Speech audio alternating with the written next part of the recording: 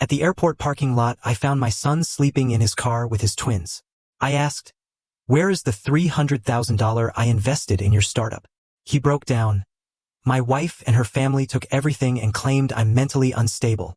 I got furious. "Pack your things. We're fixing this right now." Can you imagine finding your own son, a man you raised to be strong and independent, huddled in a freezing car at O'Hare, his 5-year-old twin boys shivering beside him? All because his wife had not only stolen every dime he had, but was trying to convince everyone, including him, that he was completely insane? That moment right there was when I stopped being a retired dad and remembered who I really was, the man who built half of Chicago. And with chilling certainty, I knew we were going to war. Camera cuts to a shot of a frozen O'Hare parking lot, then back to narrator. "My name is Harrison Caldwell, and I'm 70 years old. I honestly thought I'd seen everything life could throw at you, but nothing, absolutely nothing, prepares you for seeing your own flesh and blood broken, utterly destroyed, by the person he promised to love forever. It helps me to know I'm not shouting into the void by sharing this." It was 11 at night, and the wind at O'Hare International Airport cut through my wool coat like a knife. The thermometer on the terminal wall glowed 17 degrees Fahrenheit, about -8 degrees Celsius. I just landed from a 2-week consultation in Dubai. Tired, jet-lagged, just wanting to get to my truck and drive home to my warm estate in Lake Forest. Usually, I'd park in the main garage, but construction had forced everyone out to the cheap, remote lots. As I walked down aisle 14, searching for my black Ram 1500, I saw something that made me stop dead in my tracks. Tucked away in a dark corner, half hidden behind a concrete pillar, was a silver Ford Explorer. I knew that car. I bought that car. It was the wedding gift I'd given my son, Daniel, and his wife, Tiffany, 5 years ago. But it shouldn't have been there. Daniel lived in a beautiful 4-bedroom house in Naperville. He had a heated garage. Why was his car sitting in the cheapest lot at the airport, covered in 3 inches of gray slush? I walked closer, my boots crunching on the frozen asphalt. The windows were fogged up from the inside, and someone had taped pages of the Chicago Tribune over the rear to block out the harsh orange light of the parking lot lamps. I wiped a circle of frost off the driver's side window and peered inside. My heart stopped. My son, Daniel, a 32-year-old software engineer who graduated top of his class, was slumped over the steering wheel. He was wearing 3 hoodies and a beanie, asleep, but his breathing was shallow. I looked into the back seat and felt a physical blow to my chest. My twin grandsons, Leo and Max, were curled up together like puppies under a dirty fleece blanket. They were awake. Leo was holding a sleeve of stale Ritz crackers, handing one to his brother. Their little noses were red from the cold. I didn't think. I reacted. I pounded my fist on the glass. Daniel jerked awake, his eyes wide with terror. He scrambled backward, putting his hands up as if he expected to be hit. He didn't see his father. He saw a threat. He rolled down the window just a crack, his voice trembling. "Please, officer, we are leaving. We just needed to rest for an hour. Please don't tow us." "It's not a police officer, Daniel. It's me. Open the damn door." He squinted, adjusting to the darkness. "Dad." I ripped the door open. The smell hit me instantly. Stale air, unwashed bodies, and fear. The car was freezing. The engine was off to save gas. My son, the man I raised to be strong and independent, looked at me and crumbled. He didn't just cry. He shattered. He buried his face in his hands and sobbed with a sound that I will never forget as long as I live. I leaned in and unlocked the back doors. Leo and Max yelled, "Grandpa!" and tried to scramble out of their car seats. I saw their breath in the air. It was dangerously cold. "Get out!" I ordered Daniel. "Get the boys. We are leaving." "We can't, Dad," Daniel stammered, wiping his nose with his sleeve. "She will find us. She said if I leave the city, she will call the cops. She has a tracker on my phone." "Who?" "Tiffany. She took the house keys. She changed the codes. She told the police I was dangerous." I grabbed Daniel by the collar of his hoodie, not in anger, but to make him look at me. "Listen to me very carefully. Where is the money? Where is the $325,000 I wired to your account last month for your startup, TechFlow?" Daniel let out a dry, hysterical laugh. "Gone. It's all gone. There is no TechFlow, Dad. I tried to access the account on Monday to pay the office lease. The balance was 0. When I asked Tiffany, she laughed. She said I must have gambled it away. She showed me bank statements I had never seen before. Fake statements. Then her parents showed up. Jerry and Linda. They threw my clothes on the lawn. They said I was mentally unstable and a danger to the kids. And you believe them? I asked, my voice low and dangerous. They had paperwork, Dad. They had a doctor's note signed by someone I don't know claiming I have acute bipolar disorder. They threatened to have me committed if I didn't leave. I managed to grab the boys when she was in the shower and we ran. We've been living in this parking lot for 3 days because I didn't know where else to go where she wouldn't look. I looked at my son. He was a shell of a man, broken by the woman he adored, betrayed by the family he tried to support. But he was alive, and my grandsons were alive. Grab the car seats, I said. Leave the rest. But the car, Daniel protested. Leave it. It's a tomb. You are coming with me. I marched them 3 rows over to my truck. I started the engine and cranked the heater to the maximum. The heated leather seats began to warm up. I watched Leo and Max hold their hands up to the vents, sighing with relief. I pulled a protein bar from my glove box and gave it to them. They ate it like they hadn't seen food in days. Daniel sat in the passenger seat, shivering violently as the adrenaline wore off. He looked at me, shame written all over his face. I'm sorry, Dad. I failed. I lost the money. I lost my home. I'm a failure. I put the truck into gear and drove toward the exit gate. I didn't look at him. I looked straight ahead at the icy road. You are not a failure, Daniel. You are a victim of a sophisticated theft. But crying time is over. Wipe your face. We are going to my house. And tomorrow morning we are not going to hide. We are going to hunt. As we merged onto the I-190 toward the city, my phone buzzed. A text message notification from my home security system. Motion detected at the front gate. I checked the camera feed on my dashboard screen. It wasn't a delivery driver. It was a squad car from the Lake Forest Police Department. And standing next to it, wrapped in a white faux fur coat and looking like a grieving angel, was Tiffany. She found us? Daniel whispered, his face draining of color. She knows. Good, I said, pressing my foot down on the accelerator. Let her come. She thinks she's playing checkers with a soft-hearted husband. She's about to find out she's playing chess with a man who clawed his way up from the construction pits of Chicago. And I never lose. Camera cuts to Harrison's estate, then narrator. We'd been inside my Lake Forest estate for less than 45 minutes. My housekeeper, Mrs. Higgins, had performed a miracle with a can of chicken noodle soup and some grilled cheese sandwiches. For the first time in 3 days, I saw a little bit of color return to Leo and Max's cheeks. They were sitting at the granite island in my kitchen, their small legs dangling off the high stools, eating as if it were their last meal. Daniel was sitting next to them, staring into a mug of hot coffee, his hands still trembling slightly from the cold.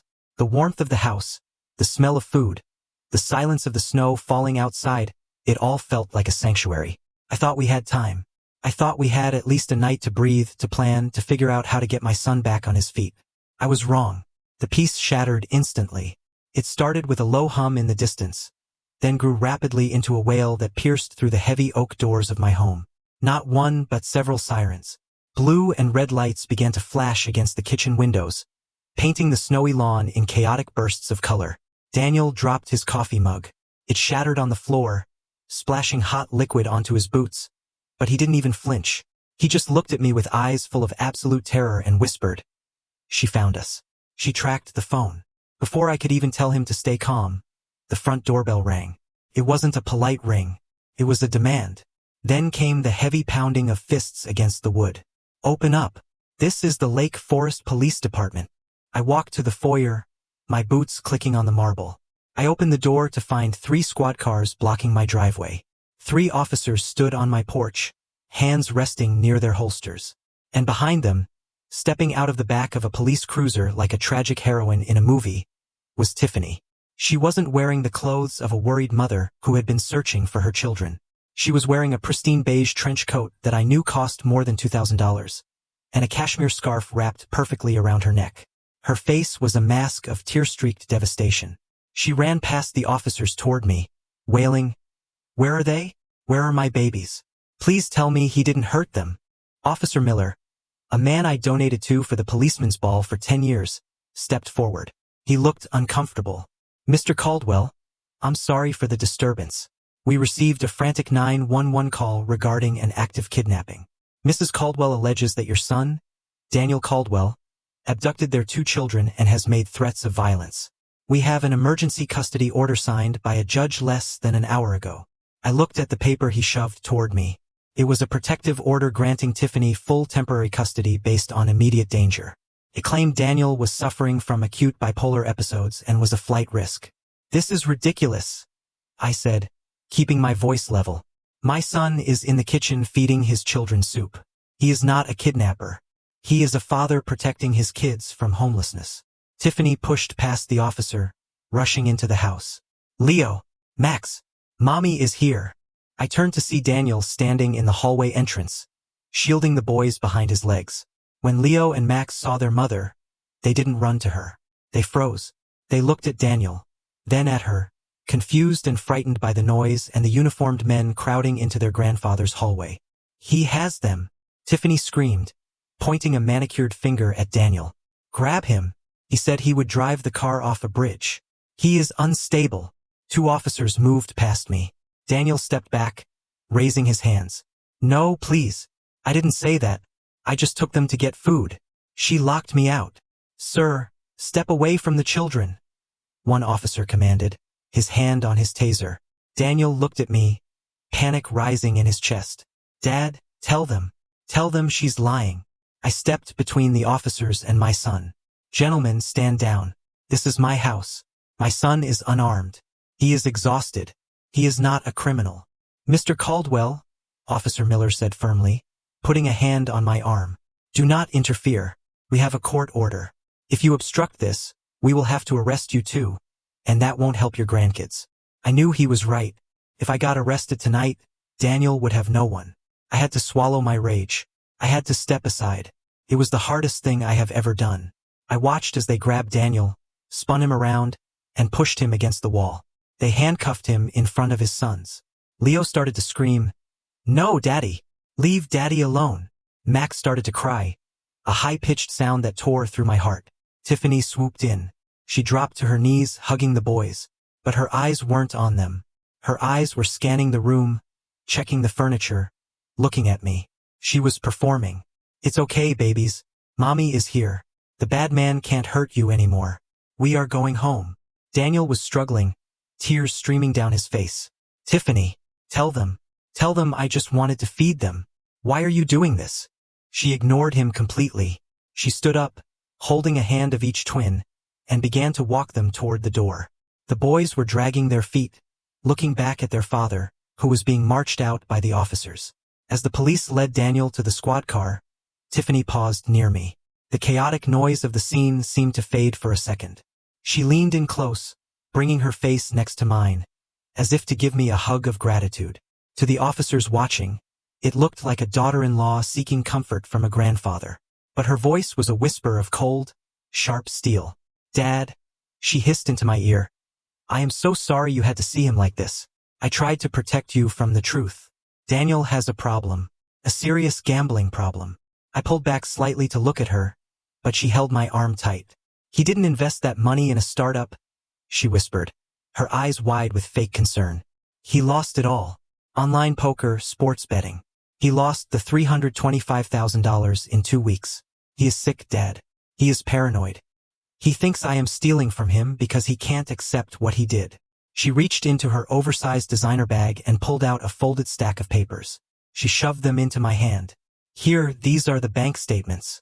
I found them hidden in the garage. Look at the transfers. DraftKings, PokerStars. It's all there. I had to lock him out. I had to protect the boys' college fund before he stole that too. Don't believe the words of an addict. Dad, he needs help. Serious help. She pulled away, wiping a fresh tear from her cheek, and looked at me with a pleading expression that would have won an Academy Award. Please don't bail him out yet. The doctors say he needs to hit rock bottom before he can heal. Let them take him to the psychiatric ward. It is for his own good. She turned and walked out into the snow, pulling my sobbing grandsons toward her luxury SUV. I stood in the open doorway, the cold wind biting at my face. I looked down at the crumpled papers in my hand. They were bank statements. I saw the numbers. I saw the names of gambling sites. It looked real. It looked damning. For a split second, doubt crept into my mind. Could Daniel have lied? Could my quiet, brilliant son have a secret demon I didn't know? Then I looked up. I saw Tiffany buckling the boys into the back seat of a brand new Range Rover Sport. I saw the way the light caught the diamonds on her wrist. I saw the way she didn't look back at her husband, who was being shoved into the back of a police car like a stray dog. A nurse's salary does not buy a Range Rover. A nurse's salary does not buy a Cartier watch. And a man who just lost $300,000 gambling does not drive his children to a freezing parking lot to starve with them. He goes to a hotel. He goes to a friend. He doesn't hide in the dark unless he is terrified of something much, much worse than death. I watched the convoy of red and blue lights disappear down my long driveway, taking my entire world with them. I closed the heavy front door and locked it. The house was silent again, but the warmth was gone. I looked at the papers in my hand one more time. Fake, I said aloud to the empty room. I walked to my office and sat behind my heavy mahogany desk. I didn't call the police station. Not yet. I picked up my phone and dialed a number I hadn't used in 5 years. Rachel Sterling, the toughest, meanest, most expensive divorce and criminal defense attorney in Chicago. It was midnight, but she answered on the second ring. Harrison, she said, her voice smoky and alert. This better be good, or someone better be dead. They took him, Rachel, I said, my voice steady but cold as ice. They took Daniel to the psych ward on a 5,150 hold. And she took the kids. I heard the rustle of sheets and the click of a lamp turning on. Who is she, Harrison? The woman who thinks she just won the lottery, I replied. I need you at Cook County Hospital in 20 minutes. Bring a forensic accountant. And bring a private doctor. We are not just getting him out. We are going to burn her kingdom down. I hung up the phone and looked at the family portrait on my desk. Daniel, 10 years old, smiling with a baseball cap. I made a promise to that boy. I promised I would always protect him. I failed him this week. I let him sleep in the cold. But the cold was over. I opened my safe and took out a stack of cash and my black ledger. Tiffany Prescott wanted to play games with mental health and bank statements. She had no idea she had just invited a shark into her kiddie pool. I turned off the lights in the office. It was time to go to work. Camera cuts to a shot of a hospital, then narrator. The drive to Cook County Hospital was a blur of gray highway and yellow streetlights. My mind was racing, connecting the dots. Daniel had said he felt groggy. He said he couldn't remember transactions. He said Tiffany found bank statements he had never seen. It was a classic setup. Make the victim look unstable, isolate him, strip him of his credibility. Then, when he tries to speak the truth, it sounds like the ravings of a madman. I arrived at the hospital at 2:05 in the morning. The emergency room entrance was a chaotic scene of ambulances, police cars, and the desperate energy of the city's night shift. I parked the truck and walked in. The air smelled of antiseptic and stale coffee. Rachel Sterling was already there. She was standing near the security desk, a striking figure in a sharp black trench coat and high heels that clicked ominously on the linoleum floor. She looked like a shark swimming in a tank of goldfish. Standing next to her was an older man with silver hair and a weary but intelligent face. Harrison, Rachel said, nodding to me. She didn't offer a hug. She knew I didn't want one. This is Dr. Aries. We've been blocked at the first checkpoint. The attending nurse says Daniel is under heavy sedation and cannot have visitors for 24 hours. Heavy sedation? I repeated. Of course. They wanted to keep him quiet. Dr. Aries stepped forward. Mr. Caldwell, if they have administered antipsychotics to a patient who is merely exhausted or under duress, it could cause significant cognitive damage. We need to intervene immediately. I walked up to the reception desk. A young man behind bulletproof glass looked up. Bored. Name? Harrison Caldwell. I am here for my son, Daniel Caldwell. He was brought in 2 hours ago by police. The man tapped on his keyboard. Caldwell. Acute hold. No visitors. Doctor's orders. Come back tomorrow. I leaned close to the glass. I didn't raise my voice. I lowered it. Listen to me, son. The woman standing behind me is Rachel Sterling. If you don't know who she is, Google her. She sues hospitals for breakfast. The man standing next to her is the former chief of psychiatry for this state. We have reason to believe my son has been falsely committed and is being chemically restrained against his will. You have two choices. You can call the administrator on duty and let us up, or you can be named personally in the lawsuit we file at 9 a.m. The young man blinked. He looked at Rachel, who offered him a cold, predatory smile. He picked up the phone. 10 minutes later, we were in the freight elevator, moving up to the 5th floor, the psychiatric wing. The doors opened, and the atmosphere changed. It was quiet here, oppressive. We were met by a shift supervisor who looked nervous. "He's in room 504, she said. "But please keep it down. He's very agitated." We walked down the long, sterile hallway. Room 504 was at the end. The door was heavy metal with a small reinforced window. I looked inside. Daniel was strapped to a bed. His wrists and ankles were bound with leather restraints. He was thrashing against them, his head rolling from side to side on the thin pillow. His eyes were open but unfocused. He was mumbling something over and over. I pressed my ear to the door. "Not crazy," he whispered. "Not crazy. She took the money. She took the money." I felt a rage so hot it almost blinded me. My son, the boy who built his first computer at age 10, the man who never raised his voice, strapped down like an animal. Dr. Aries unlocked the door with the key card the nurse had reluctantly given him. We entered the room. Daniel flinched as the light from the hallway hit his face. "Daniel," I said softly. "It's Dad. I'm here." He looked at me, struggling to focus. "Dad, is she here?" "Don't let her in. She has a needle. She puts it in the coffee." I looked at Dr. Aries. "Did you hear that?" Dr. Aries was already at the bedside, checking Daniel's pupils with a penlight. Dilated, rapid, pulse. He lifted Daniel's arm. There was a fresh puncture mark, but there were also older bruises, faint yellow and green marks near the crook of his elbow. "This isn't just from tonight," Dr. Aries said, his voice grim. "He has been sedated before. Recently. Repeatedly." Rachel pulled out a notepad. "We need a toxicology screen right now. Independent lab, not the hospital lab. We need to preserve the chain of custody." I grabbed Daniel's hand.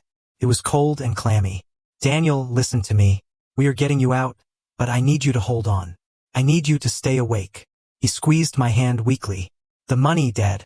The $300,000. It's not lost. It's in Florida." I saw the transfer code before she locked me out. Prescott Ventures. Prescott. That was Tiffany's maiden name.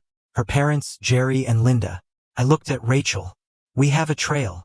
Rachel nodded, already typing on her phone. "I'll have my investigator run it. If that money crossed state lines, this is federal wire fraud." I turned back to my son. I smoothed the hair back from his sweating forehead. "You rest now, Daniel. Don't fight the straps. Let Dr. Aries do his work. I am going to find your money. I am going to find your children. And the people who put you in this bed are going to wish they had never heard the name Caldwell." I walked out of the room into the hallway. I needed air. I felt suffocated by the injustice of it. I walked to the window at the end of the hall and looked out at the Chicago skyline. Somewhere out there, in a warm bed, Tiffany was probably sleeping soundly, thinking she had one. She thought the 72-hour hold bought her time. She thought it gave her a head start. She was wrong. It didn't buy her time. It bought her a war. I took out my phone and dialed the number for Gus, my private investigator. "It was 3 a.m. Gus," I said when he answered. "Wake up. I have a job for you. I need you to find a company called Prescott Ventures in Florida. And I need you to find out everything about Jerry and Linda Prescott. I want to know what they eat, where they sleep, and exactly how much debt they are in. And Gus, start looking for a white Range Rover Sport. I want to know where it parks at night." I hung up the phone.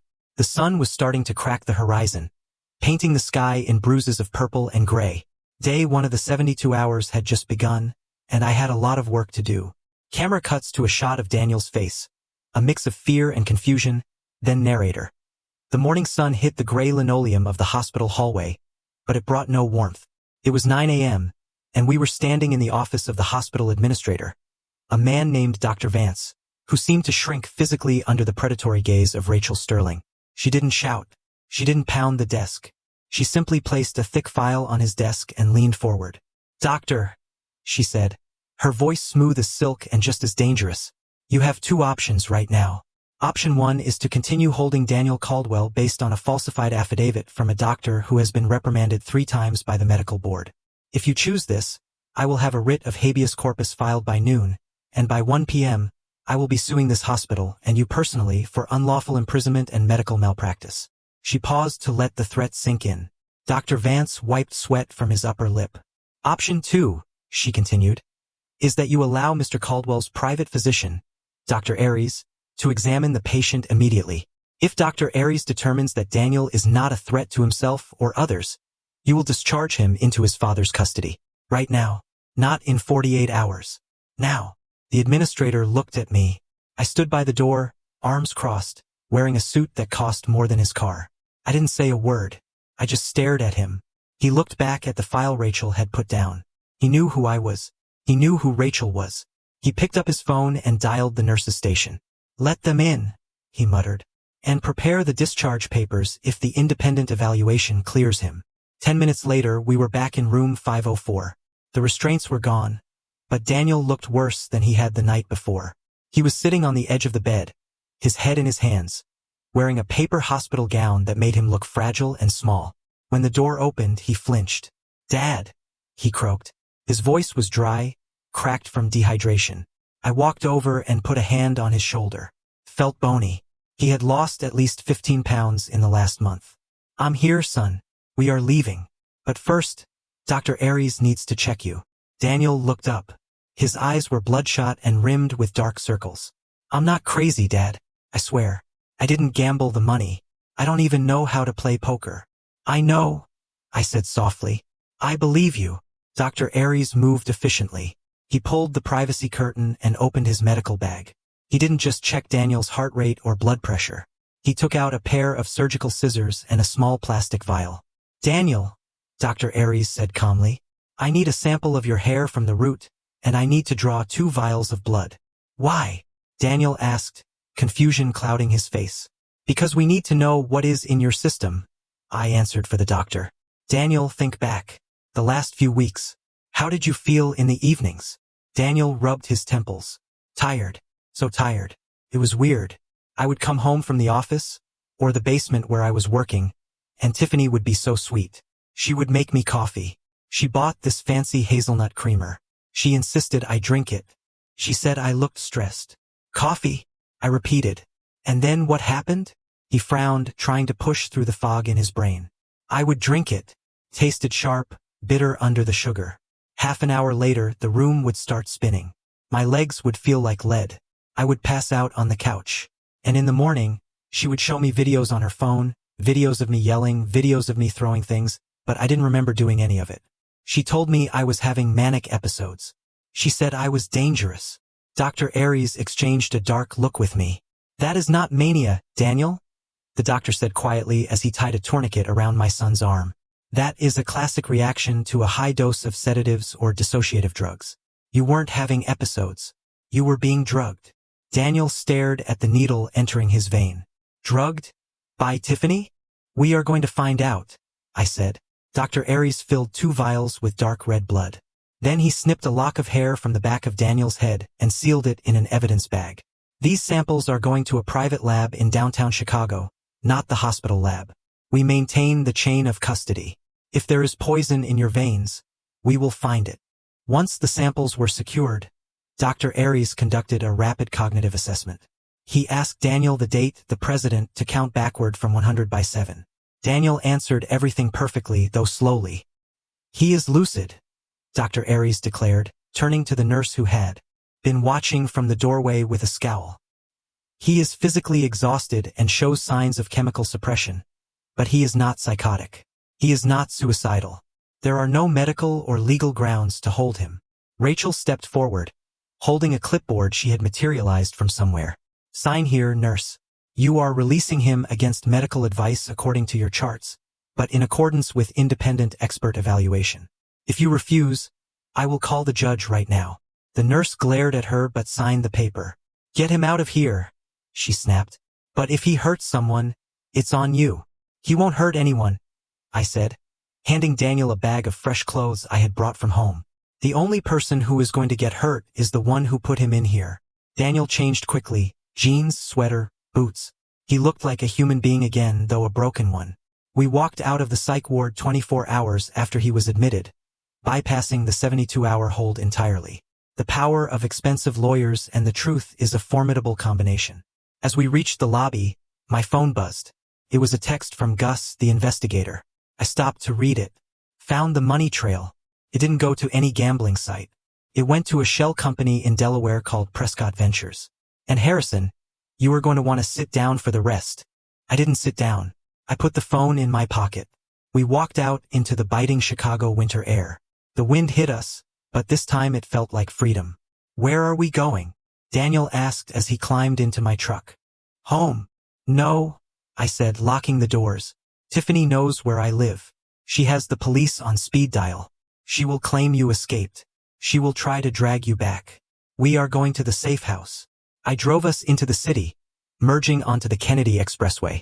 We headed downtown toward the towering skyline. I own a building in the Loop, a converted warehouse on Franklin Street. The penthouse is my private retreat. It has a separate elevator, biometric security, and steel-reinforced doors. No one knows about it except my lawyer and my accountant. Not even Tiffany knew it existed. We parked in the underground garage. I led Daniel up to the penthouse. The space was wide, modern, and filled with light from the floor-to-ceiling windows. I poured him a glass of water and handed him a sandwich I had picked up on the way. You stay here, I told him. Do not turn on your phone. Do not log into your email. Do not contact anyone. To the world, you are still in the psych ward or missing. Let Tiffany think she won this round. Let her get comfortable. Daniel sat on the leather sofa, looking out at the city covered in snow. Dad, he whispered. The boys, Leo and Max. She has them. I know, I said, my voice hardening. And we are going to get them back. But we can't do it if you are in a hospital bed or a jail cell. You need to sleep. You need to get that poison out of your system. Dr. Aries will come by tomorrow to check on you. I walked to the door. Where are you going? Daniel asked. I'm going to meet a man about a dog, I said cryptically. Actually, I was going to meet Gus because if the money went to Prescott Ventures, that meant Tiffany wasn't working alone. Prescott was her maiden name. Her parents, Jerry and Linda, the ones who threw Daniel's clothes on the lawn, were in on it. This wasn't just a bad marriage. This was a family business. And I was about to bankrupt them. Camera cuts to a dark, tech-filled room, then narrator. Gus operates out of a nondescript brick building in the South Loop of Chicago, the kind of place you drive past 1,000 times without noticing. There's no sign on the door, just a buzzer with a faded number.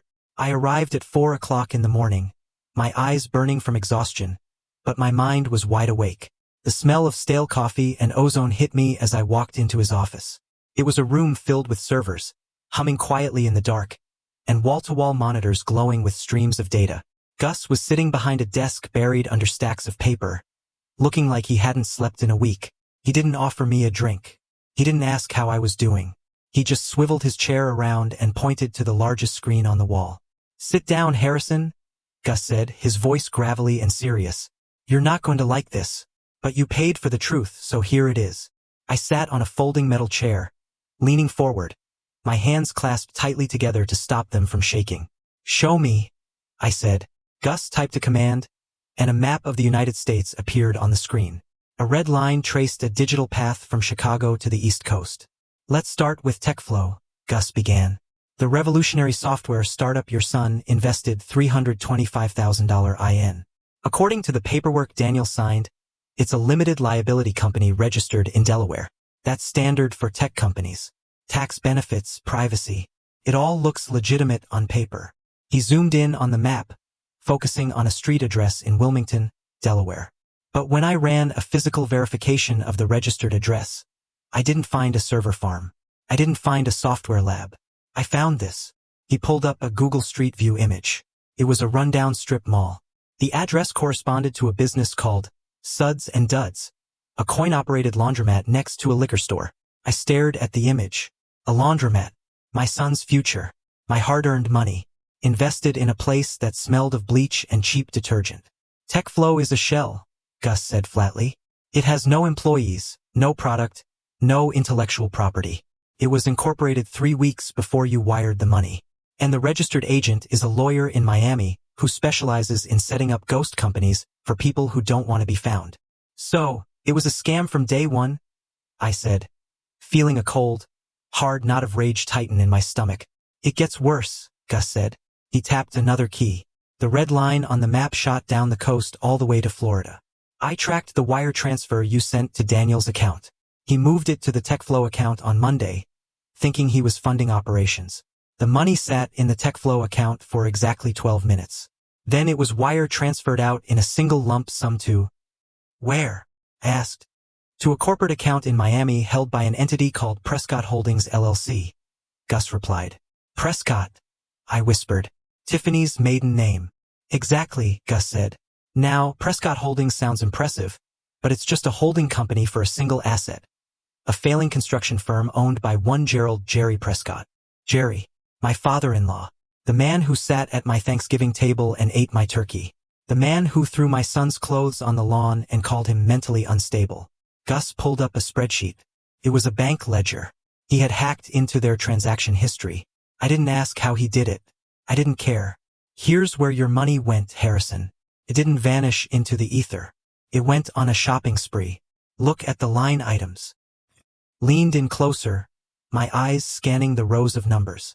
The dates were from this week. The ink on these transactions was barely dry. The first item was for $85,000. The recipient was the Seminole Hard Rock Hotel and Casino in Hollywood, Florida. Jerry paid off a marker, Gus explained. I dug into his credit report. The man is a degenerate gambler. He was underwater.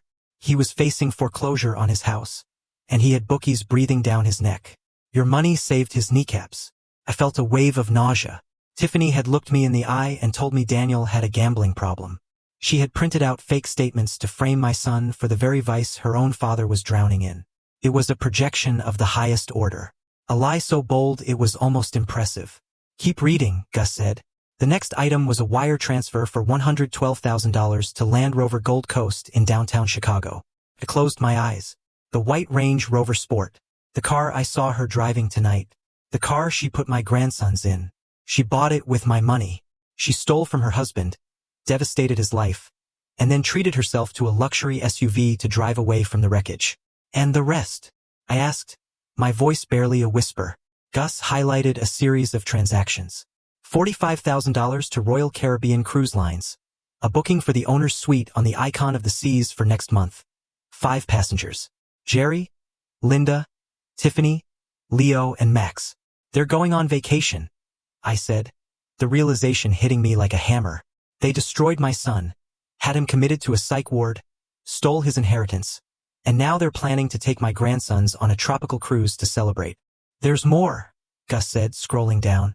Tuition payments, $5,000 to Bright Horizons Academy, spa treatments at the Peninsula Hotel, designer clothing boutiques on Michigan Avenue. Harrison, they are eating your money. They are living like kings on the corpse of your son's dignity. I stood up and walked to the window. The city lights of Chicago blurred before my eyes. I wasn't sad anymore. Sadness is a weak emotion. I was furious. I was filled with a cold, hard resolve that I hadn't felt since my early days in construction when union bosses tried to shake me down. They think I'm just a checkbook, I said to the glass. They think Daniel is weak and I am old. They think they got away with it. They made a mistake, Gus said from behind me. A big one. What mistake? Gus typed on his keyboard again. When they set up Prescott Holdings, Jerry got sloppy. He listed himself and his wife, Linda, as the primary officers, which is standard, but he added a third silent partner to the LLC operating agreement 3 days ago. Who? Tiffany Prescott Caldwell, Gus said. She is a 20% shareholder in the company that received the stolen funds. That connects her directly to the fraud. She can't claim she didn't know. She can't claim her parents did this without her. Her name is on the incorporation papers. This is conspiracy. This is wire fraud. This is money laundering. I turned back to Gus. Print it. Print everything. Every transaction. Every date. Every IP address. Gus hit the print button. The laser printer in the corner whirred to life, spitting out pages of evidence. So, Gus asked, leaning back in his chair, you have enough to go to the police. You can have them arrested for fraud. It might take a few months for the investigation, but you'll get them eventually. No, I said, picking up the warm stack of papers. The police are for later. If I go to the police now, Tiffany will claim it's a civil dispute. She will use the money she stole to hire a defense lawyer. She will drag this out in court for years while she keeps my grandsons away from me. She will spend every dime before a judge even bangs a gavel. Then what are you going to do? I looked at the line item for the $85,000 gambling debt repayment. I looked at the name of the bank in Florida that held the mortgage on Jerry Prescott's house. I am a businessman, Gus. I understand leverage. Jerry Prescott didn't just pay off a debt. He revealed his weakness. He is broke. He is desperate. And he is stupid. I pulled out my phone. It was 5 a.m. Banks in London were already open. I have connections in the debt purchasing market. I am not going to arrest them, Gus. Not yet. I am going to buy them. I am going to buy Jerry Prescott's debt. I am going to buy the note on his house. I am going to become the man who owns the roof over their heads. And then when they are sitting comfortable in their stolen life, thinking they are safe, I am going to pull the rug out from under them so hard they will wish they had never been born. I put the papers in my briefcase. Gus, find out who holds the mortgage on Jerry's house in Boca Raton, and find out if he has any other outstanding loans. I want to own every cent he owes. Gus smiled a slow, predatory grin. You're going to foreclose on your in-laws. I am going to evict them from their lives. I corrected him. I walked out of the office into the pre-dawn light. The city was waking up. People were going to work, unaware that a war had just been declared in their midst. I got into my truck and placed the thick file of evidence on the passenger seat. Tiffany wanted a lifestyle she didn't earn. She wanted a Range Rover and a Rolex. She was about to find out that the price of those things was everything she had. I started the engine. Next stop, the school. I needed to see exactly where my money was going, because I had a feeling Bright Horizons Academy wasn't the only lie in Tiffany's ledger. Camera cuts to a picture of Leo and Max, then narrator. It was 8 o'clock in the morning when my phone vibrated against the leather console of my truck.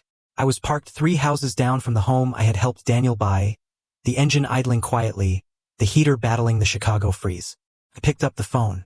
It was a text from Tiffany. Dad, I hate to ask you this with everything going on, but Leo and Max need their tuition paid for this month. Bright Horizons is threatening to give their spots away if we don't pay by noon. It's $5,000. Please do it for the boys. I stared at the screen. Bright Horizons. I knew the place. It was one of the premier early learning centers in the city. They taught Mandarin and violin to 3-year-olds. It was exactly the kind of place Daniel would want for his sons. It was also exactly the kind of place Tiffany would use to bleed me dry. I didn't reply. Instead, I put the truck into gear. Down the street, the garage door of Daniel's house opened. The white Range Rover Sport backed out, its pristine paint gleaming against the dirty snow banks.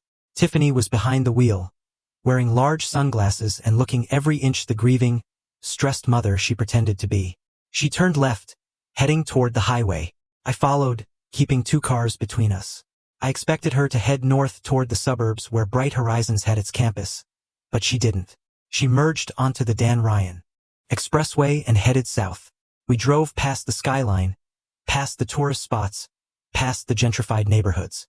The scenery began to change. The glass towers were replaced by crumbling brick factories and vacant lots. We were heading into the deep south side, an area where luxury SUVs usually didn't go unless they were lost or looking for trouble. She exited the highway and navigated through a maze of potholes and cracked pavement. The streets were lined with houses that had boarded up windows and yards filled with frozen trash. I felt a cold knot tighten in my stomach. This wasn't the route to an elite international school. Tiffany slowed down and pulled up to the curb in front of a dilapidated single-story house. There was no sign. There was no playground. There was just a chain-link fence that was rusting and bending under the weight of the snow. A hand-painted wooden board nailed to the porch read, Miss Tanya's Childcare. I parked around the corner and watched through my telephoto lens. Tiffany got out. She didn't look happy. She opened the back door and pulled Leo and Max out. They weren't wearing their new winter coats. They were wearing thin jackets. Leo was clutching his backpack like a shield. She marched them to the front door. She didn't hug them. She didn't kneel down to say, "Have a good day." She rang the bell, and a heavy-set woman in a stained sweatshirt opened the door. Tiffany shoved the boys inside, handed the woman a wad of cash, and turned around. The door slammed shut. I sat there gripping the steering wheel so hard my knuckles turned white. I knew places like this. They were unlicensed, unregulated warehouses for children. They cost maybe $400 a month. Tiffany was charging me $5,000 for an Ivy League education and dumping my grandsons in a place that looked like a holding cell. I waited until she drove off. Then I took a picture of the house. I marked the GPS coordinates. I wanted to kick that door down and take them, but I couldn't. Not yet. I didn't have the legal standing. Tiffany still had the emergency custody order. If I took them, I would be the kidnapper. I had to leave them there. It was a physical pain, sharp and deep, to put my truck in reverse and leave my blood behind in that rot. But I had to follow the money. I had to follow the predator. I caught up to the Range Rover a few miles later. She was driving fast now, aggressive, heading back toward the money. We drove north, back to the Gold Coast, the playground of the wealthy. She pulled into the valet circle of the Peninsula Hotel. I watched as she tossed the keys to the valet and walked inside, her head held high. I parked in a garage across the street and opened my laptop. Gus had done his job well. When he located the Range Rover the night before, his team had managed to slip a listening device under the passenger seat and tap into the Bluetooth system. I put on my headphones and connected to the live feed. The audio was crisp. I heard the door of the Range Rover open, the valet parking the car. Then silence for an hour while she was inside. I waited. I watched the hotel entrance. At noon, Tiffany emerged. She wasn't alone. Walking arm in arm with her was Linda Prescott, her mother. Linda was wearing a fur coat that looked like it cost more than my first house. They were laughing. They looked like sisters on a shopping spree, not a grandmother and mother in the midst of a family tragedy. They waited for the car. When the Range Rover pulled up, they got in. Tiffany in the driver's seat, Linda in the passenger seat. I turned the volume up. God, I needed that massage. Tiffany's voice filled my headphones. My shoulders were so tense from all the fake crying I had to do for the cops. Linda laughed. A harsh, grating sound. You're doing great, honey. Just keep it up. Did the old man transfer the tuition money? Not yet, Tiffany replied, the engine roaring to life. He's probably moving funds around. He thinks he's saving his grandkids from ignorance. If he knew they were at Tanya's eating crackers and watching TV all day, he'd have a stroke. He won't know, Linda said dismissively. Harrison is a checkbook, not a detective. He's too busy playing the big shot builder to notice the details. And $5,000 is nothing to him. It's just a rounding error. So, where are we having lunch? The grill. Yes, Tiffany said. I want the lobster salad. And we need to celebrate.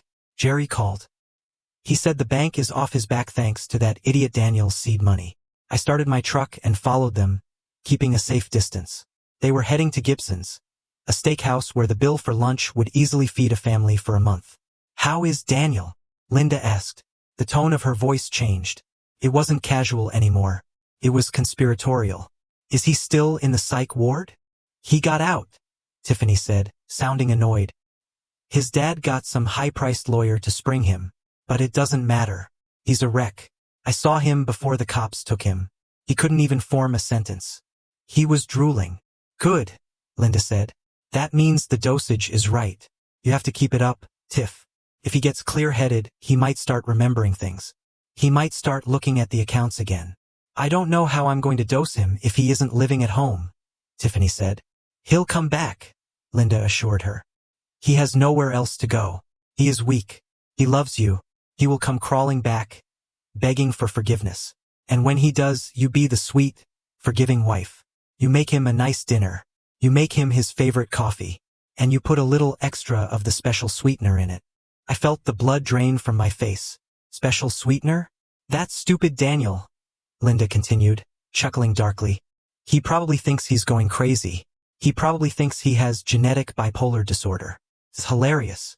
You just need to keep him loopy for another month. Just 1 month. Why a month? Tiffany asked. Because the court hearing for permanent custody is in 3 weeks, Linda explained. If he shows up to that hearing looking like a zombie, stumbling over his words, the judge will give you everything. Full custody, the house, alimony, child support based on the old man's money. We will have total control. And once you have the court order, it doesn't matter if he gets sober, you will own him. I shuddered. It wasn't just greed. It was calculated biological warfare. They were chemically lobotomizing my son to win a court case. What about Harrison? Tiffany asked. He looked suspicious last night. Harrison is old, Linda scoffed. He's losing his edge. He's just trying to save face. As long as you play the victim, as long as you keep crying about how much you love Daniel and how worried you are about his mental health, Harrison will be paralyzed. He won't attack the mother of his grandchildren. He is too soft. Soft. I looked at my reflection in the rearview mirror. My eyes were hard. My jaw was set. I had spent 40 years building skyscrapers, fighting unions, negotiating with corrupt city officials, and surviving economic collapses. I had buried a wife. I had raised a family. There was nothing soft about me. I listened as they pulled up to the restaurant. I heard the valet open the door. "Enjoy your lunch, ladies," the valet said. "We certainly will," Linda replied. The audio cut out as they exited the vehicle. I sat in my truck, watching them walk into the restaurant. They looked untouchable. They looked like royalty. I picked up my phone and called Dr. Aries. "Doctor," I said, "I need you to run a full panel for heavy metals and veterinary sedatives, specifically ketamine or xylazine." "Why?" Dr. Aries asked. "Because I just heard my mother-in-law tell my daughter-in-law to put extra sweetener in my son's coffee to keep him a zombie for the court hearing." There was a silence on the line. Then Dr. Aries spoke, his voice cold. "Bring the samples to the lab immediately, Mr. Caldwell. If this is true, this is attempted murder." "It is true," I said. "And Dr. Yes. Do not release the results to anyone but me and Rachel Sterling. We are going to need them for the party." "What party?" "The surprise party I'm throwing for the Prescott family," I said. I hung up and put the truck in gear. I wasn't hungry. I wasn't tired. I was fueled by a cold, burning hatred that gave me infinite energy. I drove back toward my office. I had bank records. I had a confession on tape. I had photos of the neglect of my grandchildren. But I needed one more thing. I needed the kill shot. I called Gus. "Gus," I said, "I want you to look into Jerry Prescott's mortgage in Florida." "I already did," Gus replied. "It's a mess. He's $85,000 in arrears. The bank is threatening foreclosure." "Who holds the paper?" I asked. "A small regional bank, Sunshine State Trust." "Get them on the phone," I said. "I want to buy the note." "You want to buy his mortgage?" "I want to buy his debt, Gus. All of it. Every dime he owes to anyone. I want to be the one who decides if he sleeps in a bed or a box." "Consider it done," Gus said. I drove on. The pieces were falling into place. They thought they were playing a game. They thought they were smart, but they forgot the golden rule of business. Never steal from a man who builds prisons for a living. I was about to construct a cage around them so tight they wouldn't even be able to breathe. And the best part? They would walk into it with a smile, thinking they were coming to collect a check. Camera cuts to Daniel, looking much better but still fragile, then narrator. It was 6 o'clock in the evening, and the sky outside the penthouse windows had turned the color of a fresh bruise. Inside the safe house, the air was thick with tension. Daniel sat on the edge of the leather sofa, his hands clasping a glass of water so tightly his knuckles were white. He looked better than he had at the hospital, the color returning to his cheeks, but his eyes were still haunted. He looked like a man waiting for a jury to deliver a verdict on his life. The private elevator chimed softly, breaking the silence. The doors slid open, and Dr. Aries stepped out, followed closely by Rachel Sterling. Neither of them was smiling. Dr. Aries carried a thick manila envelope under his arm. Rachel was holding her tablet, her face set in a grim line that I knew meant she was ready for war. I stood up from my armchair. "Do we have it?" Dr. Aries nodded. He walked to the coffee table and placed the envelope down. He didn't sit. He looked at Daniel with a mixture of professional detachment and profound pity. "Daniel," the doctor said, his voice calm and measured, "I need you to listen to me very carefully. The results from the toxicology screen came back from the private lab an hour ago. We tested your blood for immediate substances and your hair follicles for a historical record of exposure." Daniel looked up, his voice trembling. "Am I bipolar? Do I have a chemical imbalance? Is it genetic?" "No," Dr. Aries said firmly. "You do not have bipolar disorder. You do not have schizophrenia. Your brain chemistry is perfectly normal." "Then why?" Daniel whispered. "Why did I lose time? Why did I break the lamps? Why did I scream at the walls?" "Because you were being poisoned," Dr. Aries said. The word hung in the air like smoke. "Poisoned." Daniel blinked, unable to process it. "We found high concentrations of benzodiazepines in your system," Dr. Aries continued, opening the file and pointing to a chart with red spikes. "Specifically, a generic form of Xanax and Valium. But that isn't the worst part. We also found significant traces of xylazine." "What is xylazine?" Daniel asked. "It is a veterinary sedative," the doctor explained. "It is used for anesthesia in horses and cattle.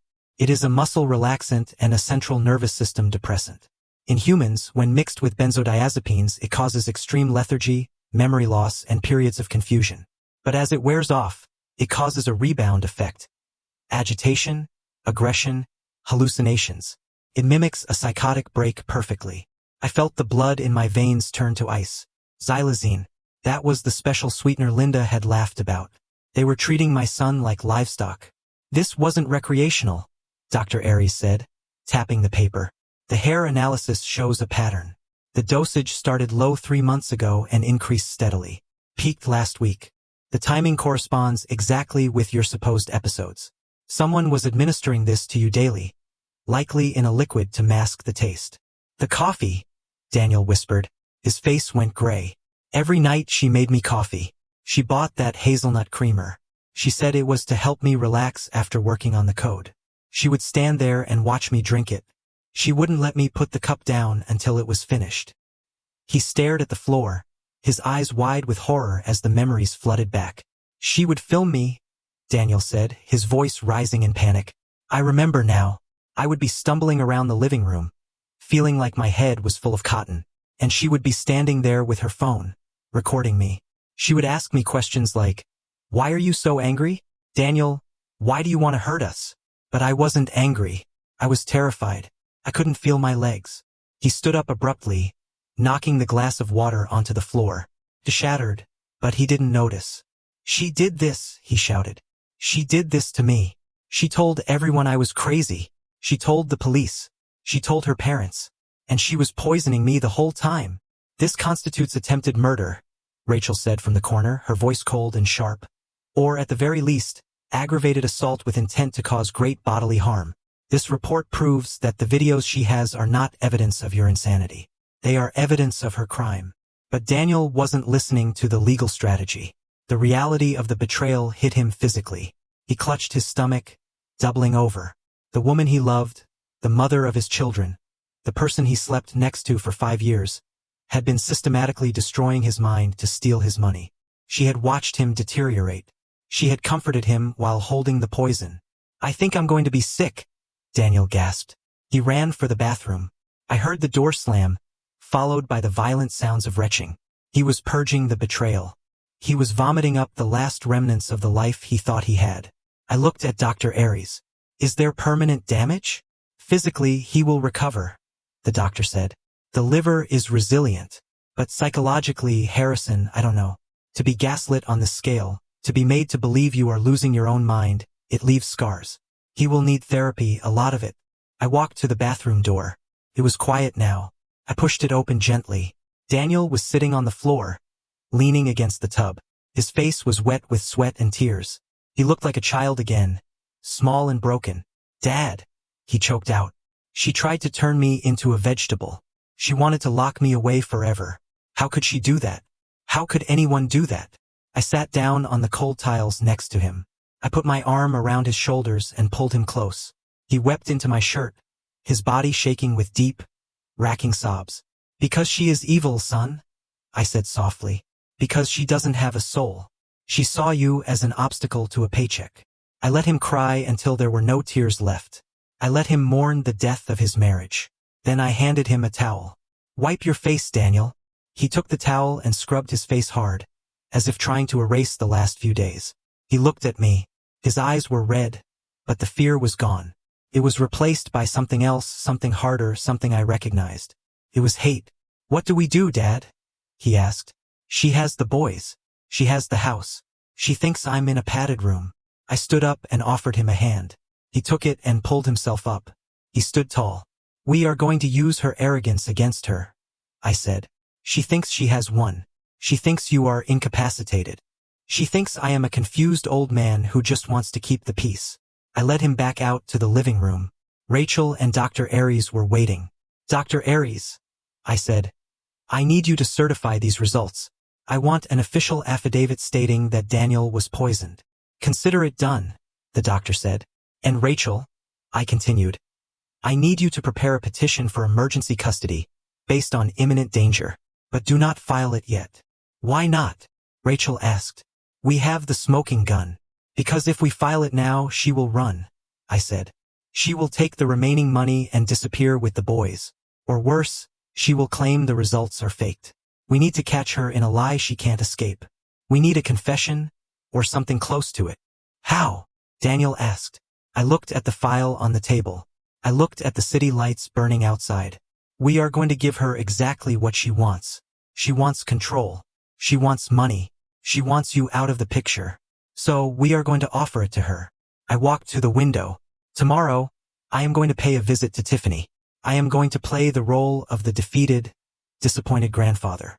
I am going to tell her that I accept the diagnosis. I am going to tell her that I want to set up a trust fund for the boys because their father is unfit. Daniel stiffened. Dad, no. Trust me, I said, turning back to him. I'm going to dangle a $2 million carrot in front of her face.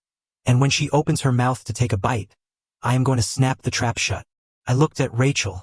Get the paperwork ready for a trust fund meeting. Invite Tiffany, Jerry, and Linda. Tell them we are signing over control of the assets. And then what? Rachel asked, a small smile playing on her lips. And then, I said, my voice dropping to a whisper, then we show them the test results. Then we show them the bank transfers. Then we introduce them to the new owner of their debt.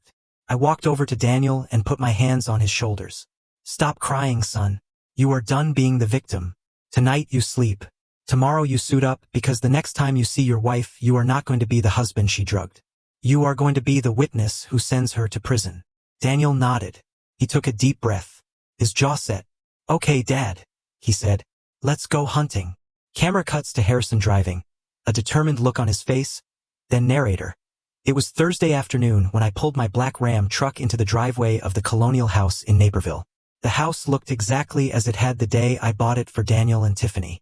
The lawn was manicured, the shutters were painted a tasteful slate gray, and the American flag hung limp on the porch. It was the picture of suburban perfection. It was a lie. I sat in the truck for a moment, staring at the front door. I checked my reflection in the rearview mirror. I had to change my demeanor. I couldn't be the shark who had just bought $850,000 worth of debt. I couldn't be the man who had ordered a forensic toxicology screen. I had to be a grandfather. I had to be a tired, defeated old man who was overwhelmed by his son, his mental illness, and just wanted to ensure his legacy was safe. I slumped my shoulders. I loosened my tie. I let the exhaustion I had been fighting for days finally show on my face.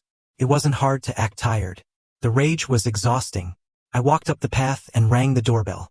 I waited. I knew she was home. Her new Range Rover was parked in the garage. I could hear the faint sound of a television inside. The door opened. Tiffany stood there. She was wearing designer yoga pants and a cashmere sweater, looking fresh and rested. When she saw me, her face immediately shifted into a mask of guarded concern. She didn't invite me in. She stood in the doorway, blocking the view of the interior like a gatekeeper protecting her fortress.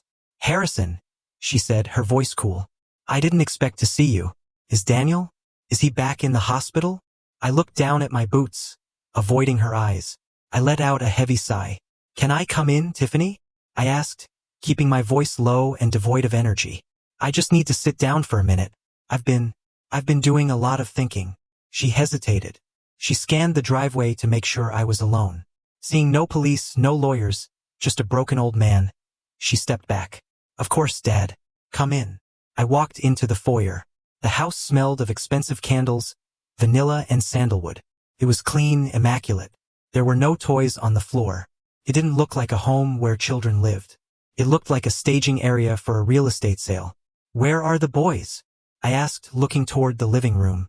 They're at school, she lied smoothly. At Bright Horizons. They love it there. It gives them stability while their father is going through this. I nodded, swallowing the bile that rose in my throat. I knew exactly where they were. They were at Miss Tanya's illegal daycare on the south side, probably eating generic cereal while she enjoyed her vanilla candles. But I didn't challenge her. I nodded like a senile fool. That's good, I said. Stability is important. I walked into the kitchen and sat at the island. Tiffany stayed on the other side, leaning against the counter, her arms crossed. She was analyzing me, looking for a trap. What are you doing here, Harrison? She asked. I rubbed my face with my hands. I owe you an apology, Tiffany. Her eyebrows shot up. An apology? Yes, I said. I was angry. I was defensive. When you told me Daniel had a gambling problem, I didn't want to believe it. He is my son. I raised him better than that. But I spoke to the doctors. I saw the way he was acting. The paranoia, the aggression. I looked up at her, making sure my eyes looked watery and defeated. You were right, I whispered. He is broken. I don't know if it is drugs or gambling or mental illness, but the man I saw in that hospital, that wasn't my Daniel. And I was wrong to blame you. You were just trying to protect the children. Tiffany's posture relaxed instantly. Her shoulders dropped. A small, triumphant smile touched the corners of her lips before she smoothed it back into a frown of sympathy. Oh, Dad, she said, her voice dripping with fake sweetness. I tried to tell you. It has been a nightmare for me, living with his mood swings, hiding the money so he wouldn't steal it. I just want him to get better. I know, I said, and he won't get better if I keep enabling him. I realized that last night. If I give him access to money, he will just lose it again. Or worse. I reached into my jacket pocket. Tiffany flinched, perhaps expecting a subpoena. Instead, I pulled out a leather notebook. I opened it and stared at a page of scribbled numbers. I am 70 years old, Tiffany, I said. I am tired of fighting. I built my company from nothing, and I wanted to leave it to Daniel, but I can't trust him. Not anymore. If I leave him my estate, he will gamble it away in a year, and my grandsons will be destitute. I paused, letting the silence stretch. I watched her eyes. They were locked on the notebook. So I have made a decision, I continued.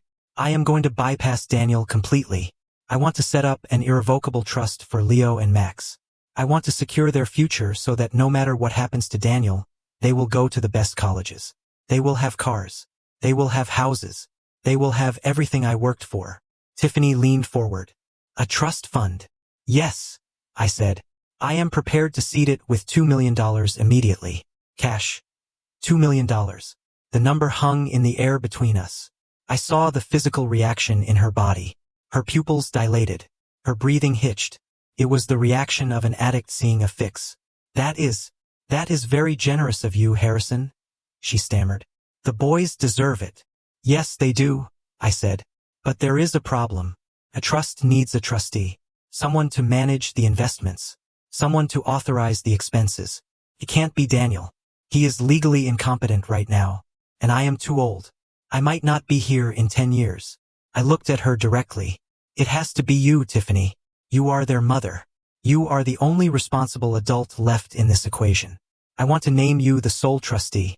You would have full control over the disbursements for their care, their housing, their lifestyle. Full control? She repeated, testing the words on her tongue like a fine wine. Yes, I said. I trust you to do what is right. I see that now. You drove a hard bargain with me before because you were trying to survive. I respect that. You are a fighter. Tiffany walked around the counter. She put her hand on my shoulder. It took every ounce of my willpower not to recoil from her touch. Dad, she said softly, I would be honored. I will protect that money with my life. I will make sure the boys have everything they need. And Daniel, we will get him help. Maybe one day he can be part of this too. I nodded slowly, standing up. I pretended to use the counter for support, acting frail. Thank you, Tiffany. That takes a weight off my mind. I have already instructed my lawyer, Rachel Sterling, to draw up the papers. Rachel Sterling? Tiffany said, a flicker of worry crossing her face. Isn't she the one who? She is the best, I interrupted. And for a trust this size, we need the best to make sure it is bulletproof. To make sure no one, not even Daniel, can challenge it later. That made sense to her. She nodded. I want to sign the papers on Friday, I said. I want this done before the weekend so I can sleep at night. Can you come to her office at 2 p.m.? I will be there, she promised. Bring your parents, I added casually as I walked toward the door. Jerry and Linda. I want them to be witnesses. And honestly, I want to apologize to them too. I was rude to them. They were just supporting their daughter. I want to be a united family for the sake of the boys. That is a wonderful idea, Tiffany beamed. They will be so happy to hear that. They've been so worried about the financial situation. I bet they have, I thought. I will see you on Friday, Tiffany, I said. I walked out of the house and down the driveway to my truck. I didn't look back. I climbed into the cab and drove away slowly, like a careful old man. As soon as I turned the corner and was out of sight, I pressed the accelerator, and the engine roared. I reached for the laptop bag on the passenger seat and pulled out my headphones. I put them on. The bug in the kitchen was live. I heard the sound of a phone dialing. Then Tiffany's voice, loud and jubilant. Mom! Mom! Pick up! You are not going to believe this. There was a pause. Then Linda's voice came through the speakers. What is it? Did Daniel come back? No. Better. The old man was just here. Harrison. He's broken, Mom. He totally bought the gambling story. He thinks Daniel is a lost cause. Seriously? Linda laughed. I told you he was soft. He wants to give us $2 million, Mom. He wants to set up a trust for the boys, and he wants me to be the sole trustee. Full control. He said it himself. He wants me to manage the lifestyle. $2 million. Linda shrieked. Oh my God. We are rich. We are actually rich. And he wants to meet on Friday to sign the papers. He wants you and Dad to come. He wants to apologize to you. Can you believe it? The arrogant jerk wants to beg for our forgiveness. Tell him yes. Tell him we will be there with bells on. Oh, Tiff, you did it. You played him perfectly. I have to call Dad, Tiffany said. He needs to cancel his bankruptcy meeting. We don't need it anymore. We are getting a bailout. I took the headphones off. The silence in the truck was sweet. They took the bait, hook, line and sinker. They thought they were walking into a coronation. They thought they were going to sign a piece of paper that would fund their parasitic lifestyle for the next 20 years. They had no idea that the only thing waiting for them in Rachel Sterling's office was a foreclosure notice, a criminal indictment, and the end of their lives as they knew them. I drove toward the construction site of my new high-rise project. I needed to see steel and concrete. I needed to see honest work. I checked my watch. It was Thursday evening. 24 hours. In 24 hours, the trap would snap shut, and I was going to enjoy every single second of it. Camera cuts to a sleek, modern conference room. Then narrator, the conference room at Sterling Law is designed to intimidate. It's on the 42nd floor, with floor-to-ceiling windows that offer a panoramic view of the Chicago skyline and the freezing gray expanse of Lake Michigan. The table is a 20-foot slab of polished black marble. The chairs are Italian leather. It is a room where companies are bought, sold, and destroyed. I sat at the head of the table at 1:05 in the afternoon. Rachel Sterling sat to my right, her posture perfect, a stack of documents arranged with surgical precision in front of her. I was wearing my best suit, a charcoal gray Brioni, but I had deliberately slumped my shoulders and left my tie slightly askew. I needed to look like a man who was giving up. At exactly 2 o'clock, the double mahogany doors opened. The receptionist announced the arrival of the Prescott family. They walked in like they were attending a coronation. Tiffany led the way. She was wearing a new navy blue Chanel dress that I knew cost at least $4,000. Her hair was blown out perfectly. She held her head high, projecting the image of the capable, long-suffering wife who was finally getting her due. Behind her came Jerry and Linda Prescott. I had seen their photos in Gus's file, but seeing them in person made my skin crawl. Jerry was wearing a tan suit that was a little too tight, a gold watch that looked flashy but cheap, and a smile that showed too many teeth. He looked exactly like what he was, a desperate gambler who thought he had just hit the jackpot. Linda was draped in jewelry, her eyes darting around the room, assessing the value of everything she saw. Harrison, Jerry boomed, walking toward me with his hand extended. It's so good to see you. Under tragic circumstances, of course. But it's good that we can come together as a family. I stood up slowly, leaning heavily on the table as if my legs were weak. I shook his hand. His palm was sweaty. Thank you for coming, Jerry, I said, keeping my voice low and weary. Linda, Tiffany, please sit down. They took the seats opposite us. They looked comfortable. They looked entitled. They looked at the documents on the table like hungry wolves eyeing a wounded deer. Rachel cleared her throat.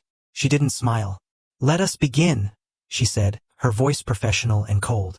Mr. Caldwell has instructed me to expedite the creation of the Caldwell Family Trust for the benefit of his grandchildren, Leo and Max. She paused. As discussed, the initial funding amount is $2 million. I saw Jerry nudge Linda under the table. Their eyes lit up. $2 million. To them, it was a lifeline. It was freedom from debt. It was more cruises and more gambling. However, Rachel continued, because Mr. Daniel Caldwell is currently incapacitated and unable to manage his affairs, we need to establish a clear chain of custody for the assets. We need to appoint a trustee who has demonstrated full financial responsibility. That would be me, Tiffany said quickly, straightening her posture. Harrison said I would be the sole trustee. Correct, I said, nodding slowly. I want you to have control, Tiffany. You know what the boys need. Rachel slid a thick document across the black marble. This is the trust agreement, Rachel explained. It outlines your powers as trustee. But before you sign the acceptance of funds, we need to clear up some administrative housekeeping regarding your current household finances. Housekeeping? Jerry asked, frowning slightly. Standard due diligence, Rachel said smoothly. To transfer assets of this magnitude, we need to certify that the trustee has been the primary financial decision-maker for the beneficiaries. We need to prove that Tiffany, and not Daniel, has been managing the household funds effectively. This protects the trust from any future claims Daniel might make if he recovers. It was a brilliant lie. Rachel was framing the trap as a way to protect Tiffany's power. Oh, absolutely, Tiffany said, eager to prove her dominance. I have been doing everything. Daniel has been useless for months. I pay the bills. I manage the accounts. I make all the purchasing decisions. Excellent, Rachel said. She pulled a single sheet of paper from the bottom of the stack and placed it in front of Tiffany. Then, I need you to sign this affidavit of financial responsibility. It is a sworn statement confirming that for the past 6 months you have had sole access to and control over the joint accounts, that you authorized all major transactions, and that you were fully aware of the allocation of all funds, including the investment capital provided by Mr. Caldwell. Tiffany didn't even read it. She didn't pause to think about why she was admitting to controlling the investment capital that was supposed to be in a corporate account. She just heard the words sole control and grabbed the Montblanc pen Rachel offered. Of course, Tiffany said, signing her name with a flourish. I controlled everything. Daniel didn't even know the passwords. She pushed the paper back to Rachel. Perfect, Rachel said, notarizing the signature with a stamp. And in my own simple memorandum, Mrs. Prescott, as witnesses to your daughter's competency and as beneficiaries of her care, we have a similar attestation for you, acknowledging that you received support from these funds, and that you can verify Tiffany's sound judgment. Jerry laughed. Support? Of course. She's a good daughter. She helps us out. We are a tight-knit family. He signed. Linda signed. They thought they were signing character references. They thought they were validating Tiffany's right to the $2 million.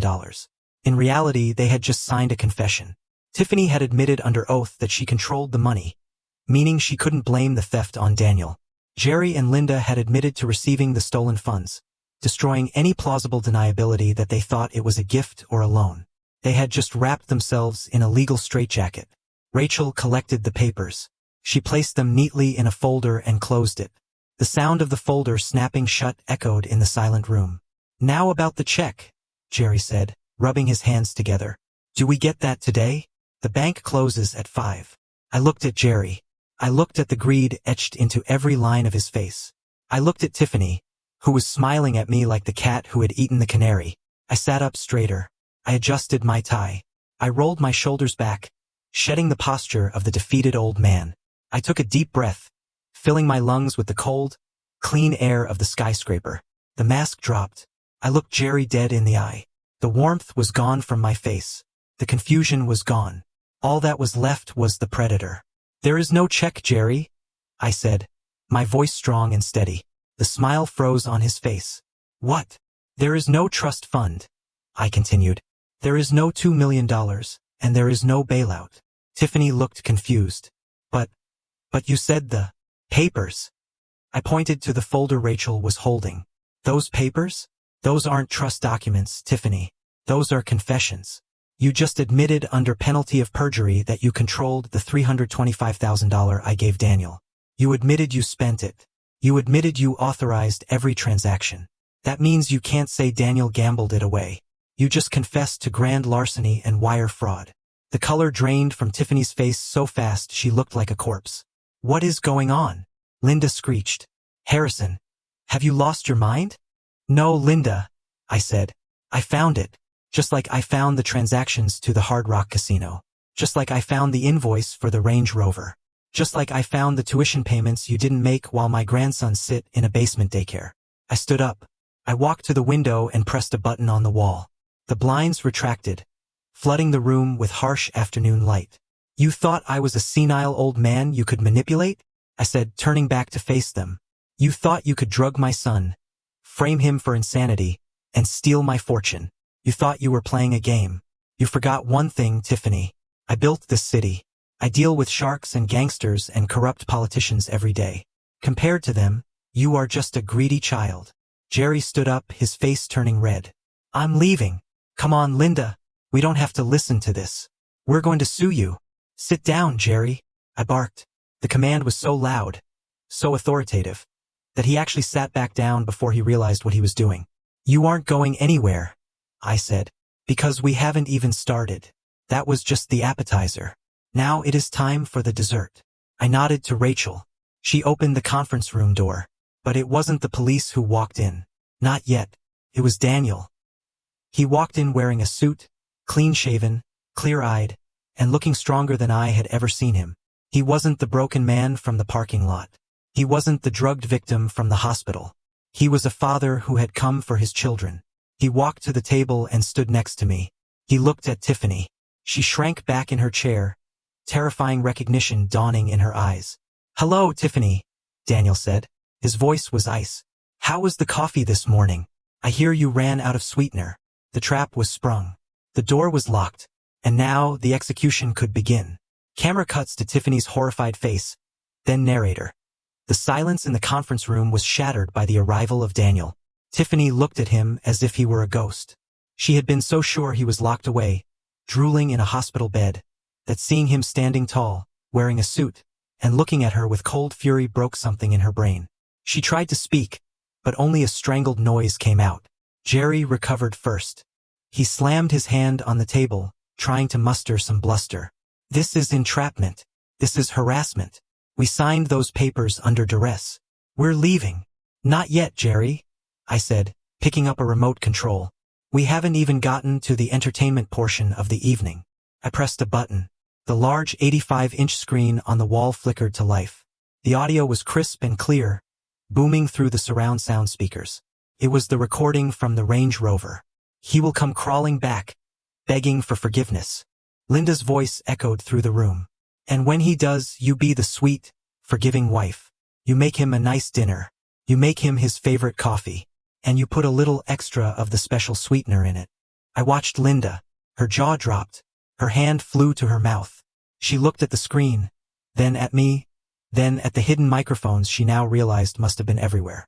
But wait, I said. There's more. The screen changed.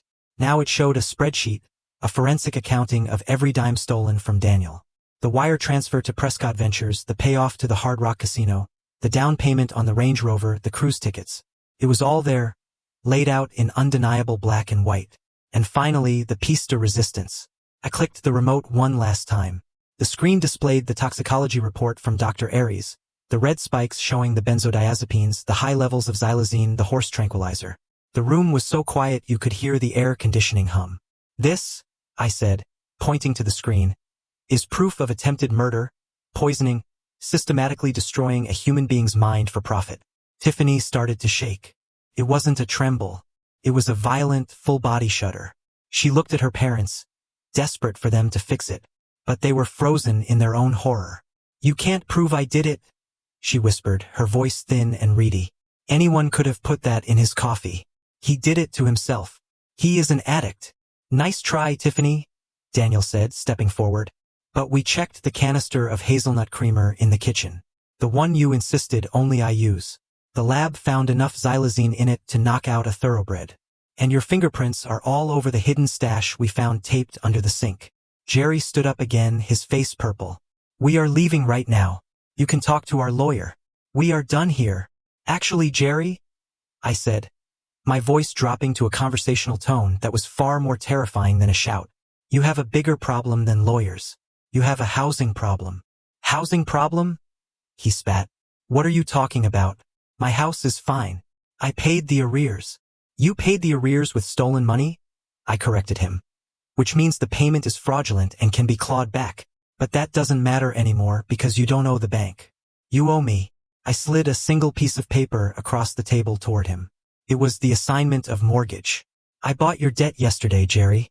Sunshine State Trust was very happy to get you off their books. I now own the note on your villa in Boca Raton, and as the new lien holder, I have reviewed your file. You are in default on the principal. You are unemployed. Your income is based on theft. I leaned forward, locking eyes with him. I have activated the insecurity clause in the mortgage contract. I have called the entire loan due immediately. $850,000. Can you write me a check right now? Jerry stared at the paper. His hands shook. No, you can't do that. There are laws. There are eviction protections. Not for commercial investment loans, which is how you structured it to get a tax break. Remember, I said. And since you can't pay, I have already moved to the next step. I checked my watch. Right about now, the Palm Beach County Sheriff is arriving at your house. My team is there with a writ of possession. They are changing the locks, Jerry. They are cataloging your furniture to sell at auction to recover my costs. Your golf clubs? Gone. Your boat? Seized. You are homeless. Linda let out a wail that sounded like a dying animal. My house. My things. My furs are in that closet. Not your furs, Linda, I said coldly. My collateral. Tiffany looked from her parents to me, realizing the walls were closing in from every side. She stood up, knocking her chair over. I am taking the boys, she screamed. You can have the money, you can have the house, but I am taking my children. You will never see them again. She turned to run for the door. But before she could reach the handle, the heavy mahogany doors swung open from the outside. It wasn't room service. It wasn't a secretary. 2 uniformed officers from the Chicago Police Department stepped into the room, followed by a detective in a cheap suit who looked very, very tired of people like Tiffany. Tiffany Prescott, the detective said, holding up a warrant. You are under arrest for aggravated battery with a toxic substance, wire fraud, and child endangerment. No, she shrieked, backing away. You can't. I'm a mother. The officers moved in. They didn't treat her like a lady in a Chanel dress. They treated her like a suspect. They grabbed her arms. They spun her around. The click of the handcuffs was the sweetest sound I had heard in years. Dad, help me. Do something. Tiffany yelled at Jerry, but Jerry was slumped in his chair, staring at the foreclosure document, realizing his life of leisure was over. He didn't even look at her. Daniel walked up to her as the officers began to drag her out. He looked at the woman who had vowed to love him, the woman who had tried to erase him. The boys are safe, Tiffany, Daniel said softly. I picked them up from that hellhole daycare an hour ago. They are with Mrs. Higgins eating cookies. Real cookies, not stale crackers in a parking lot. They are going to be fine. They are going to forget you. You can't do this to me, she screamed as they hauled her through the door. I am the victim. He is crazy. He is crazy. Her screams faded down the hallway, cut off by the closing of the elevator doors. The silence returned to the conference room. Linda was sobbing quietly into her hands. Jerry was staring at the wall, a broken man. I stood up and buttoned my jacket. Rachel, I said, please show Mr. and Mrs. Prescott out and make sure they understand that if they step foot in Illinois or Florida again, I will have them arrested for conspiracy.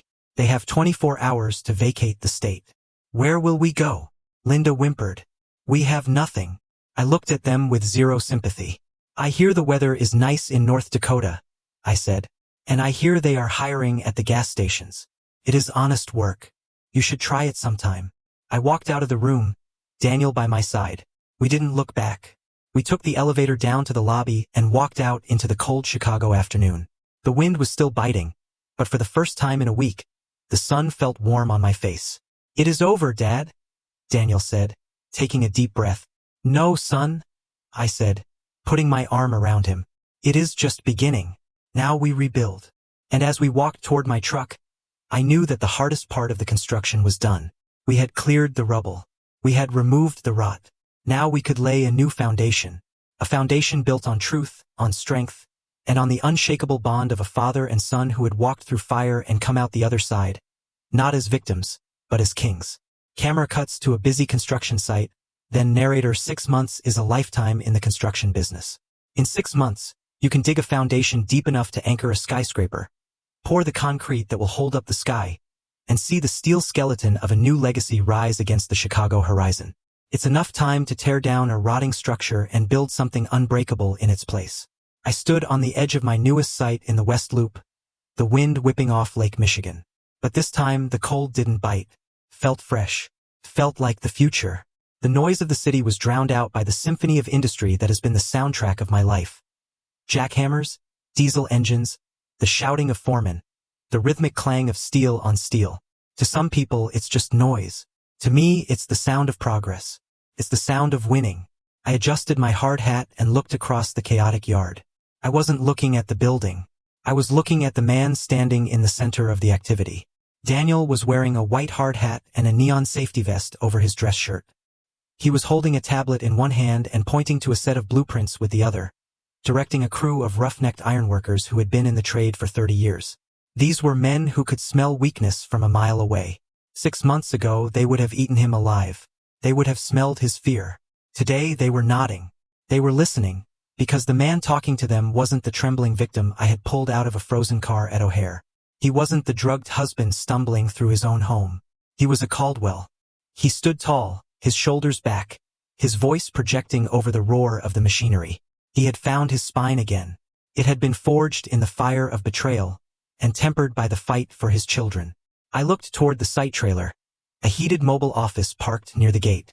Through the window I could see Leo and Max.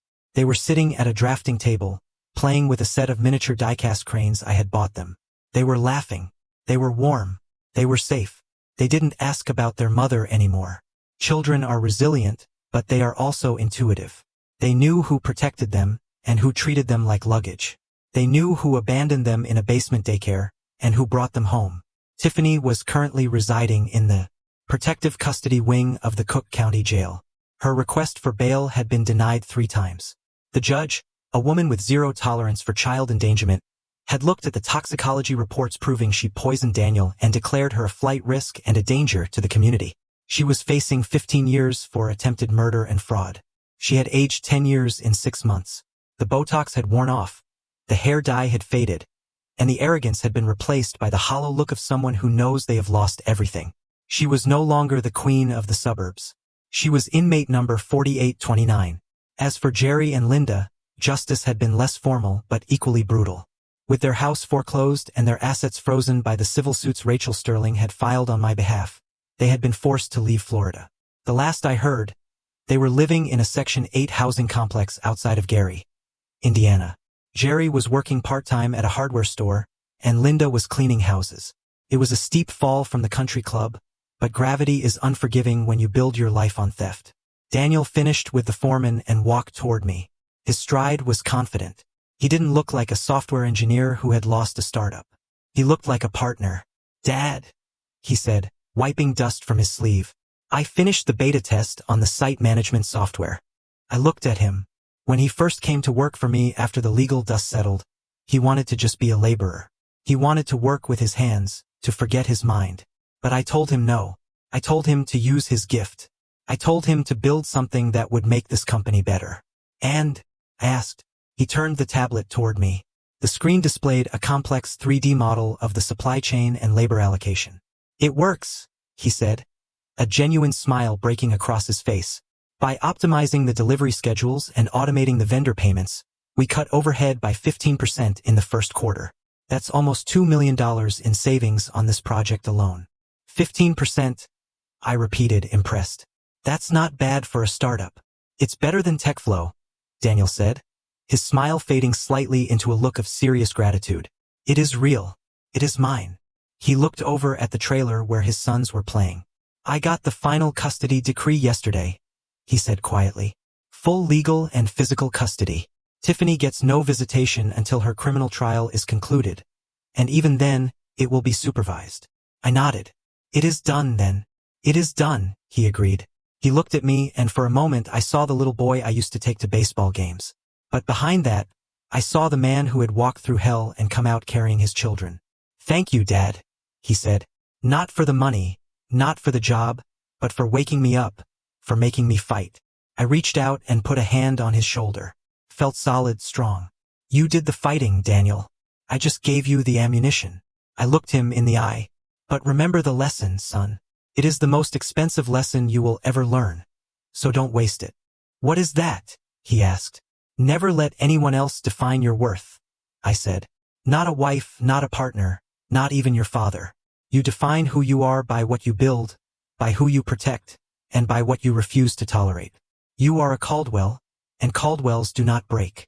He nodded, swallowing hard. "I won't forget." "Go be with your boys," I said. I'm heading out. You're leaving early? He asked, surprised. I have a date, I said, checking my watch. Mrs. Ellison invited me to the opera. She says I need to experience a little culture after all this war.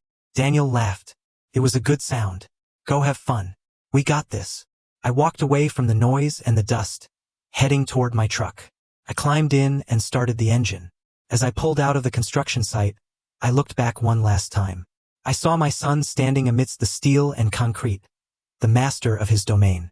I saw my grandsons waving from the window of the trailer. I saw a legacy that was safe. I drove onto Lakeshore Drive.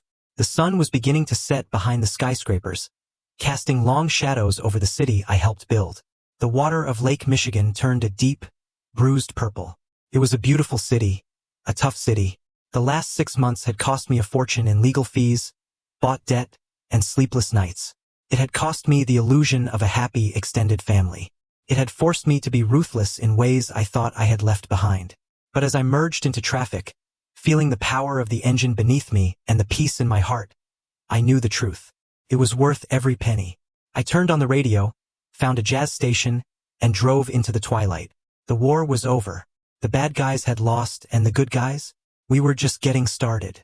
Camera back to narrator, thoughtful. This life taught me a brutal lesson. Blood is not a shield against betrayal. Sometimes the most dangerous enemy sleeps right next to your children. I used to think money could protect my family, but I was wrong. Only vigilance, courage, and unshakable self-respect are true shields. Never let anyone define your worth, whether it is a spouse or a partner. Love with a warm heart, but always keep a cold head. Sometimes being ruthless in the moment is the highest form of mercy required to save the lives of the people you truly love. What would you have done in my shoes? Have you ever had to fight a war you never saw coming? Let me know in the comments below.